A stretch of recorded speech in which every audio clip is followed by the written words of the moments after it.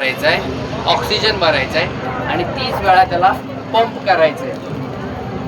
कसं करणार? त्याचं जी मान आहे ना, मान हनवटी ही अशी मागे करायची. ही जी क्रिया आहे ना, ही भले भले डॉक्टर लोक बोलले देतात की आम्ही ते करायचं. काय केलं तिथं त्या ताईनी? ती मान मागे घेतली. यांनी होतं काय, आपली जी श्वसन नलिका आहे, या पहिल्या चित्रात दिसतंय का, गुलाबी कलरची पाईपलाईन मध्ये बंद झाली. ज्या वेळेस त्याला कार्डिओ अरेस्ट आलेला असतो त्यावेळेस ती आपली श्वसन नलिका बंद असते किंवा पडजी उलटी पडलेली असते. आता मी त्याला कितीही वरून ऑक्सिजन भरला तर तो जाईल का आतमध्ये? नाही जाणार. तुम्ही किती पंप केला तर त्याला परिणाम होणार नाही. म्हणून काय केलं तिने? मान अशी धरली. आता अशी धरली तर त्याला श्वास भरायचा आहे, आपल्याला ऑक्सिजन भरायचं आहे, तोंडाने भरायचं आहे. आपल्याकडे हे मास्क कोणाकडेच नाही आहे, कोणाकडेच नाही. आमची तळमळीने विनंती की तुमच्या दिंडीकरांनी यांनीकरांनी ठेवावं, पण ते आता नाही आहे. मग काय करायचं? गमछा आहे, रुमाल आहे, तो त्या व्यक्तीच्या तोंडावर ठेवायचं, नाक दाबायचं. काय करायचं? नाक दाबायचं. पुन्हा ती मान मागे करायची आणि श्वास घ्यायचा. 2 वेळा श्वास घ्यायचा. किती वेळा? 2 वेळा.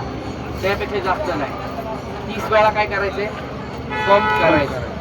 30 वेळा पंप कसं करणार मी? त्याच्या नरड्यावर दाबणार, पोटावर दाबणार, चालेल का? नाही.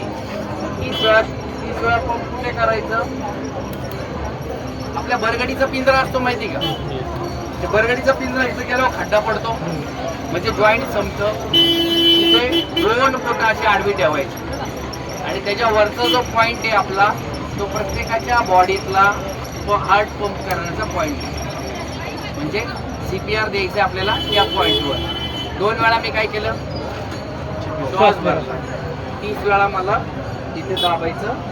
1 2 3 4 5 6 7 8 9 10 11 12 13 14 कर 15 16 17 18 19 20 21 22 23 24 25 26 27 28 29 30 झाले. 30 वेळा माणूस जिवंत झाला का लगेच?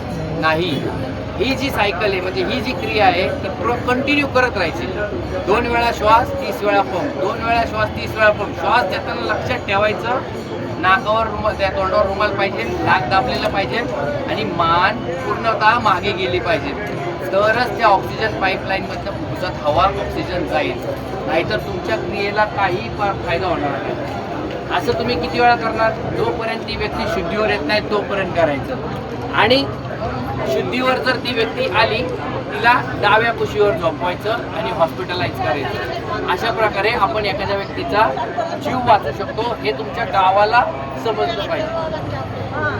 तुम्हाला जे कळलंय नाही कळलंय, तुम्ही फक्त आम्हाला तुमचं एक नाव आणि व्हॉट्सअप नंबर द्या. आम्हाला तुम्हाला एक व्हिडिओ सेंड करतो रात्री. तो तुम्ही इथून गेल्यावर 14 दिवसांनी 10 दिवसांनी गावाला 2 मुलांना आपले तरी समजून सांगा का तुमचे प्राण आता आमच्यासाठी महत्वाचे. जेवढ्यांनी ऐकले त्यांनी मला काही प्रॉब्लेम आहे, मी एकाला पण ट्रेनिंग देतो. त्यामुळं ते तुमच्या गावाला पोचवा आणि आम्हाला इकडे येण्याच्या कष्टापेक्षा तुम्ही तुमच्या गावाला डेव्हलप करा. धन्यवाद तुम्ही ऐकल्याबद्दल. फक्त भारत मातेच्या वीर जवानांसाठी 2 वेळा म्हणा, भारत माता की जय, भारत माता की जय. धन्यवाद. तुमचं